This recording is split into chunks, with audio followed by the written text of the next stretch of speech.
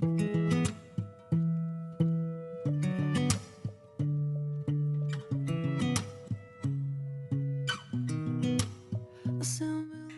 guys, it's me Irene again and welcome back sa aking munting kusina. I guess everyone is familiar for today's recipe dahil nag-trending na rin ito before. Gagawa tayo ng creamy cassava leche flan. But wait, there's more. Dahil ile-level up natin ito at mas lalo pang pasasarapin. So kung curious ka kung paano, watch the video until the end because I will provide you not just the full procedure but also some tips. At sa mga nagbabalak na gawin itong extra income, we'll give you the full breakdown of the costing para may idea kayo kung magkano gagastusin nyo at kung magkano nyo ito pwede ibenta. So tara, let's get started! So eto yung mga ingredients na kakailanganin natin. 1 kilo of cassava or kamoting kahoy, make sure na alisin yung parang ugat sa gitna para hindi ito masama pag ginadgad na natin. Gagamit din tayo dito ng 1 can of 300 ml condensed milk, 1 small can of evaporated milk, half cup of white sugar para sa ating caramel, 1 teaspoon of vanilla extract, optional lamang ito, half cup of water para din ito sa ating caramel mamaya, 2 medium-sized eggs, and 1½ cup of grated young coconut or buko. So first step ay unahin muna natin ang ating caramel. 2 tablespoon of sugar and 2 tablespoon of water ang nilalagay ko each lyanera. Pwede nyo adjust yung amount ng sugar depende kung gaano kakapal ang gusto nyong caramel. Kung expert na kayo sa paggawa ng caramel ay okay lang kahit di na kayo mag-add ng water. Eventually ay mag-i-evaporate lang din naman yung water at ang matitira na lang ay yung sugar. Set aside lang muna natin ito, then proceed naman tayo sa pag-grate ng ating cassava. Sa pag-grate ng ating cassava, kung gusto nyo na yung texture ng inyong cassava flan ay malapichi-pichi, grate nyo ito gamit ang gadgara na may pinakapino na butas. Pero kung mas prefer nyo naman na chunky yung texture niya o mahibla, grate nyo gamit ang malalaking butas. Ngayon naman ay pipigaan natin ang ating grated cassava para lang mabawasan yung excess fluid na minsan ay nagiging cause ng mapakla at mapait na cassava flan.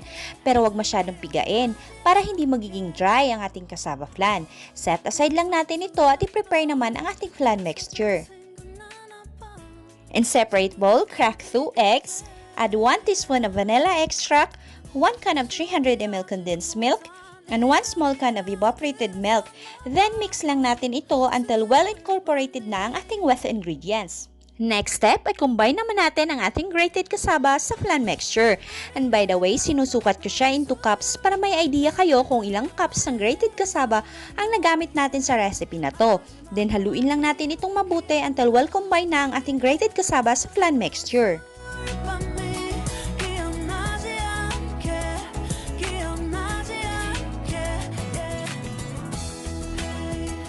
Now, let's add grated young coconut or buko, then fold lang natin ito sa ating cassava flan mixture.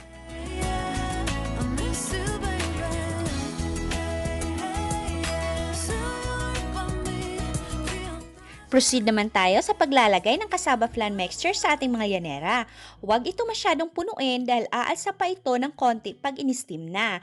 Bali 5 medium-sized lyanera ang nagawa natin sa recipe na to at isang large size. So kung medium-sized lyanera ang gagamitin natin lahat, bali 7 lyaneras ang magagawa natin. At habang piniprepare pa natin ang ating cassava flan, mega shoutout muna kay Sir Ian J sa Libong Kugon. Thanks a lot for watching! Steam lang natin ito for 30 to 45 minutes over medium heat lamang. Make sure na kumukulo na yung tubig natin bago natin isalang ang ating steamer basket. At huwag kakalimutan, takpan ng clean cloth ang takip ng ating steamer para hindi matulungan ng tubig ang ating cassava flan. At habang ini-steam pa natin ang ating cassava flan, if you haven't subscribed yet, make sure to smash that subscribe button and don't forget to click the notification bell and click all para ma-notify kayo pag may bago tayong uploads. After 45 minutes, remove from steamer and let it cool completely.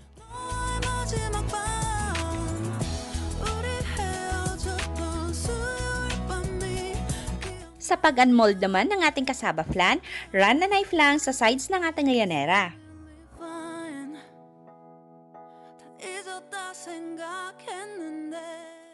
Ready to serve na at pwede na ibenta ang ating cassava flan with buko. Ito naman ay optional lang. May tira kasi akong half bar ng cheese from the kamote cheese balls na ginawa ko. Pwede kayo maglagay ng grated cheese sa top ng inyong cassava flan para hindi lang ito creamy but also cheesy. At mas appealing ito sa market pag may cheese kaya isasama ko sa costing yung cheese. Sa packaging naman, pwede kayo gumamit ng clear pack or plastic tab. Depende sa inyo kung saan kayo makakamura. Pero ang sa costing natin, plastic tab ang ilalagay ko. Disclaimer lang guys ha, yung presyo ng mga ingredients na ilalagay ko sa description box ay pwedeng magkakaiba depende kung gaano kadami ang binili, brand ng item at kung saan binili. Like dito sa amin, yung cassava ay 30 pesos per kilo lang ang bili ko sa kapitbahay namin. Pero sa costing natin ay 50 pesos ang ilalagay ko. Sa retail price naman ng ating cassava flan ay pwede nyo dagdagan o bawasan depende kung magkano ang ginastos nyo. Sana ay nakatulong tong video na to at nabigyan kayo ng idea paano kikita gamit ang maliit na puhunan lamang. At sa mga hindi pa nakapag-subscribe, please subscribe sa ating YouTube channel and please click the notification bell and click all para ma-notify kayo pag may bago tayong uploads. Thank you guys for watching and happy cooking!